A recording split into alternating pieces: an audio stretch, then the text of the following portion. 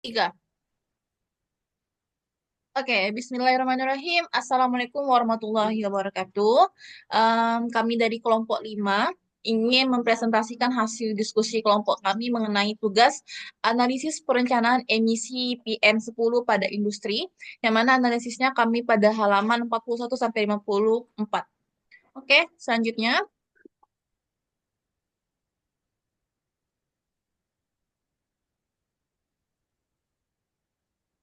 Jadi anggota kelompok 5 ini beranggotakan 3 orang. Yang pertama itu saya sendiri, Naila Farhan Azahida. Yang kedua ada Robiatul Adawiyah. Yang ketiga ada Reza Prasetya. Oke, next. Nah, latar belakangnya apa sih dari jurnal yang kita apa yang kita review itu? Jadi Kota Cilegon itu sebagai pusat industri baja menghasilkan emisi PM10 yang signifikan, terutama dari blast furnace PT Krakatau Steel. Nah, sistem pengendalian emisi saat ini seperti dust collector kurang efisien. Oleh karena itu, Venturi Scrubber atau wet scrubber atau teknologi scrubber ini direncanakan untuk mengurangi emisi hingga 99% dengan biaya yang lebih efisien dan dampak lingkungan yang minimal. Oke, selanjutnya. Nah, apa sih itu desain scrubber ini? Nah, desain scrubber adalah proses merancang sistem pembersih gas buangan dengan mempertimbangkan jenis scrubber yang tepat, parameter desain optimal, material yang tahan lama, dan geometri yang efisien untuk menghilangkan partikel debu dan memenuhi standar emisi. Oke, selanjutnya.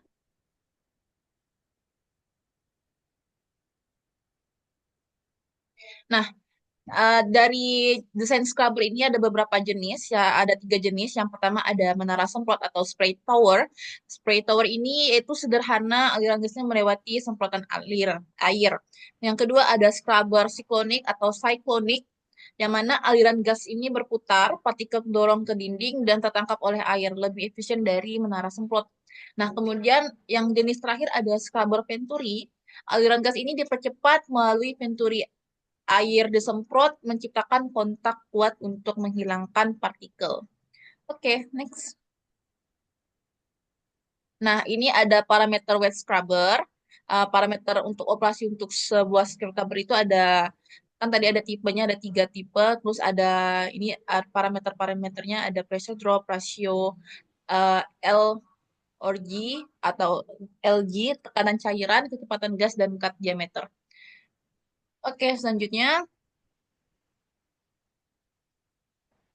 Selanjutnya, pentingnya pressure drop, yaitu pressure drop menggerakkan pembersihan partikel debu, faktor-faktor rasio Lg, kecepatan gas, geometri, venturi, sifat gas. Metodenya persamaan Calvert sederhana cocok untuk rasio Lg, sedangkan persamaan Halkett lebih kompleks, lebih akurat untuk rasio Lg tinggi. Pertimbangannya kerapatan gas, kecepatan gas, dan kehilangan tekanan. Tujuannya memperkirakan pressure drop secara akurat untuk desain yang optimal. Next.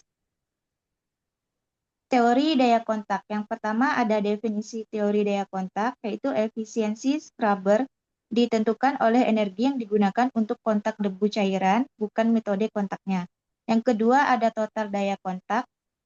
Total daya kontak adalah jumlah energi yang digunakan untuk membuat partikel debu bersentuhan dengan cairan dalam scrubber. Semakin tinggi total daya kontak, semakin banyak debu yang terkumpul, tetapi juga membutuhkan lebih banyak energi. Yang ketiga ada pentingnya Pg dalam scrubber venturi. Penurunan tekanan Pg dalam scrubber venturi mendorong udara kotor, meningkatkan kecepatannya sehingga debu menabrak cairan dan tertangkap Pg, menentukan desain dan efisiensi scrubber. Yang keempat ada hubungan daya kontak dan efisiensi PM. Semakin besar daya kontak dan scrubber, semakin tinggi efisiensi pengumpulan partikel debu PM. Ini karena energi yang lebih tinggi memungkinkan lebih banyak partikel debu bersentuhan dengan cairan sehingga meningkatkan peluang mereka untuk tertangkap. Selanjutnya, di sini ada parameter wet scrubber, jenis aerosol, debu lem clean, debu Flawless lem clean, debu tak, debu kabut asap Volvat, debu Fonderic cupola, open heart steel fumets, debu tak, ferrosilicon fumets, odorumis, dan ada tipe scrubber. Next, kurva kinerja scrubber. Yang pertama, definisi kurva kinerja.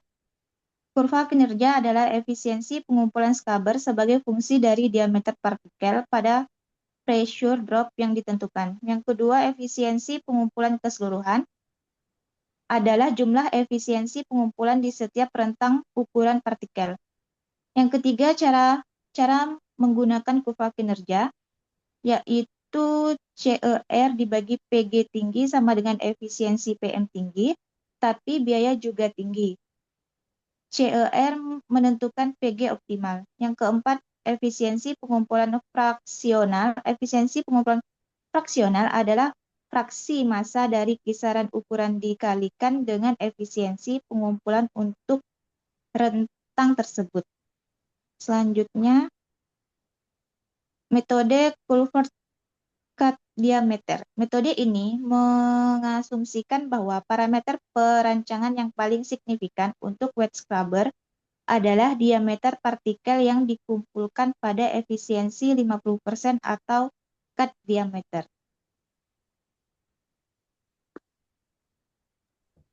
Baiklah, selanjutnya ada kecepatan scrubber dan area penampang.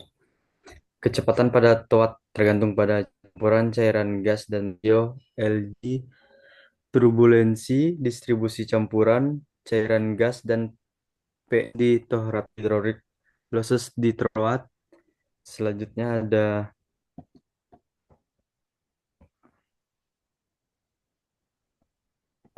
penggunaan air dalam wet scrubber.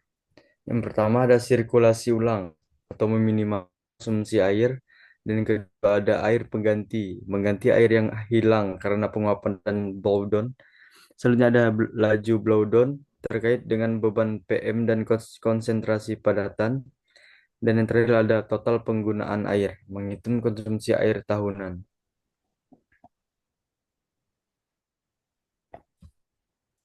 Selanjutnya ada penggunaan listrik dalam wet scrubber.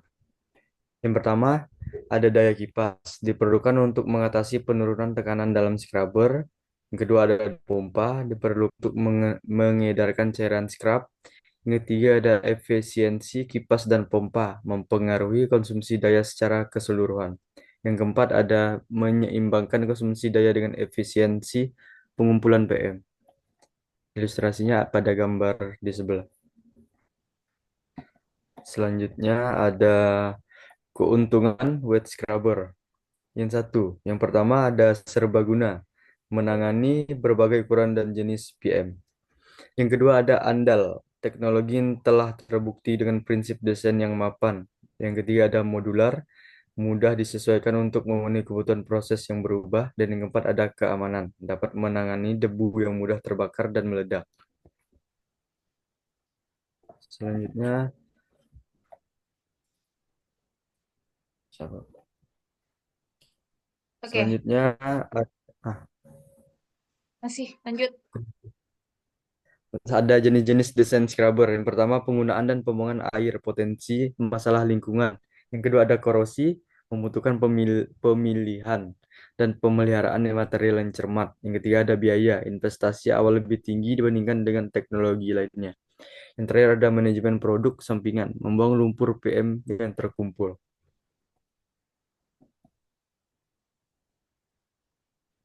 Oke, selanjutnya di sini ada studi kasus desain scrubber Venturi. Contoh aplikasinya pada kontrol PM di PLTU batubara, kemudian menentukan parameter desain, rasio LG, kecepatan gas, penurunan tekanan, terus memilih materialnya itu ketahanan korosinya, kemudian mengevaluasi kinerjanya, efisiensi pengumpulan PM, penurunan tekanan, dan konsumsi daya. Oke, selanjutnya.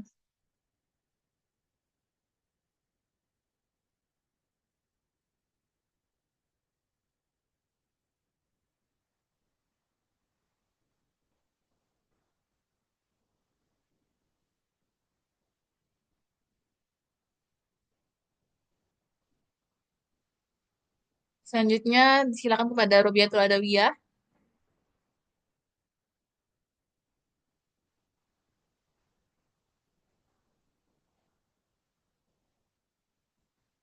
Robiatul Adawiyah. Selanjutnya, wet scrubber dan regulasi lingkungan. Yang pertama, standar emisi memenuhi persyaratan peraturan. Yang kedua, teknologi pengendalian polusi udara, peran wet scrubber dalam mencapai kepatuhan.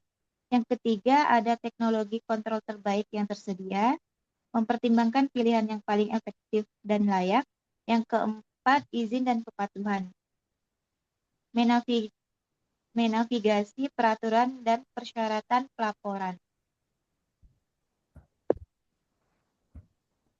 Baik, selanjutnya ada tren masa depan teknologi wet scrubber.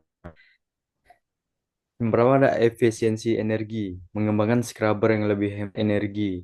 Yang kedua ada pemantauan dan kontrol gas, mengoptimalkan operasi untuk efisiensi maksimal.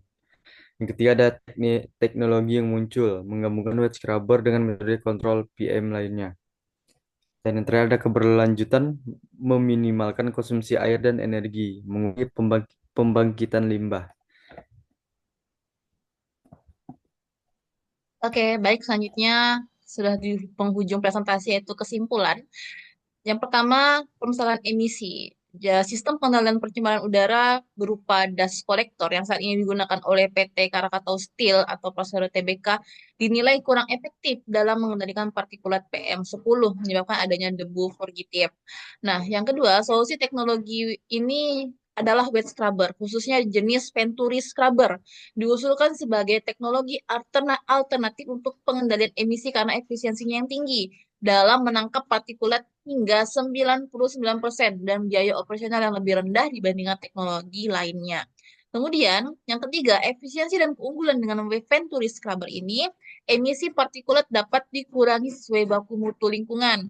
Keunggulan alat ini meliputi efisiensi pengumpulan tinggi, investasi dan biaya pemeliharaan yang relatif murah, serta kemampuan menangani partikulat kecil dan gas larut.